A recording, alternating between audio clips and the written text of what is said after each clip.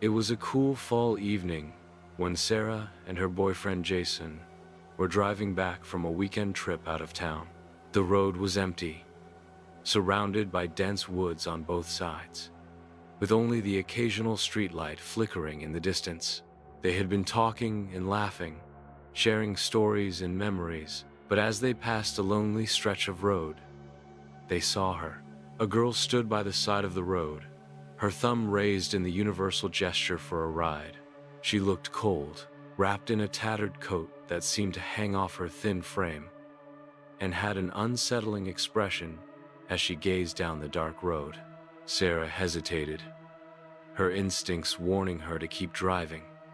But Jason, being the good Samaritan he was, pulled over. Jason rolled down the window asking, "Need a ride?" The girl nodded slowly, her eyes vacant and distant. "Yeah, I'm trying to get home," she said in a soft voice, almost as if it were rehearsed. Jason motioned for her to get in, and she slid into the back seat. The car started moving again, the soft hum of the engine the only sound in the otherwise quiet night. For a while, there was nothing but silence. Sarah glanced at the girl through the rearview mirror. She was staring out the window, her face blank and expressionless. There was something odd about her eyes, distant and unblinking. Sarah tried to make conversation, but the girl didn't answer, only giving vague responses when she spoke at all. I remember asking her, "Where are you headed?" She told us she was just trying to get back home, but there was something in her tone, like she wasn't telling us the whole truth. She mentioned that her name was Lucy, but when I asked where she lived, she only said, "Somewhere out there." It felt like she didn't really know where she was, like she didn't belong anywhere at all, Sarah recalled, her voice trembling slightly as she spoke.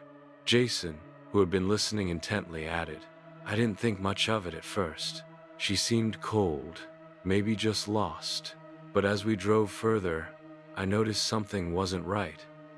Her answers didn't make sense, like she was in a fog." I asked her again, "Lucy, are you okay? What's going on?" She just said, "It's late, and I need to get home, but I don't think I can." It sent a chill down my spine. The conversation was strange, and Jason began to feel uneasy. But they continued down the long, winding road.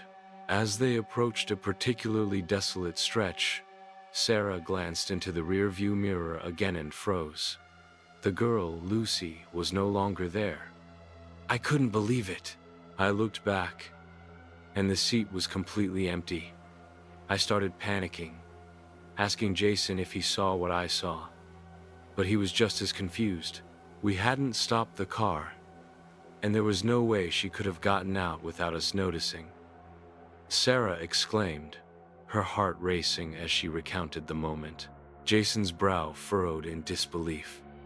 We pulled over at the next gas station and turned around to look, but when we came back to the spot, there was no sign of her. No footprints, nothing. I thought I was losing my mind, but then I remembered her eyes. They weren't like normal eyes. They were empty.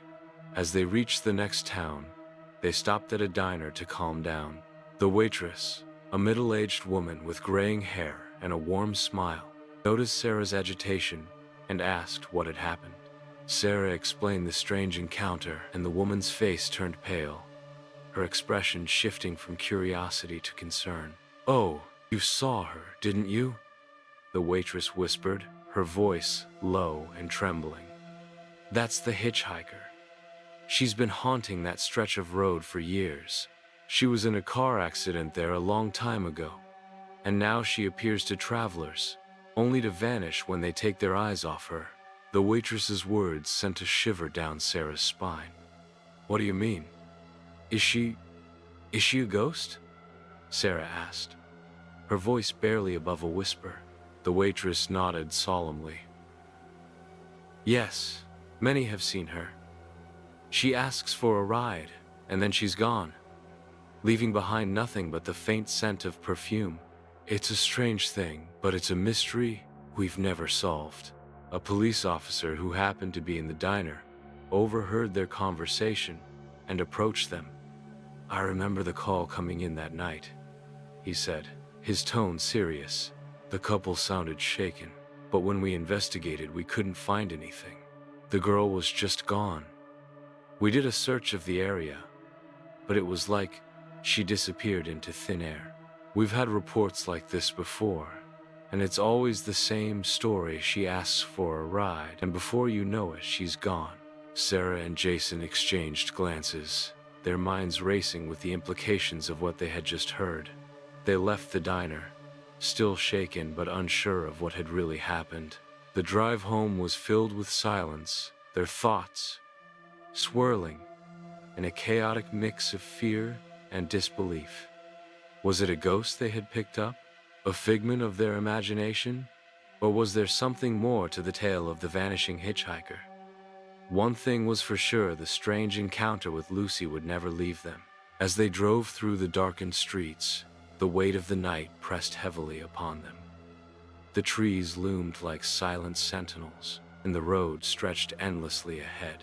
They couldn't shake the feeling that they were being watched, that Lucy's presence lingered in the air around them. And somewhere, on a lonely stretch of road, the hitchhiker waits for the next travelers to pick her up, only to disappear again when they least expect it. The legend of Lucy would continue, a haunting reminder of the mysteries that lie just beyond the reach of understanding.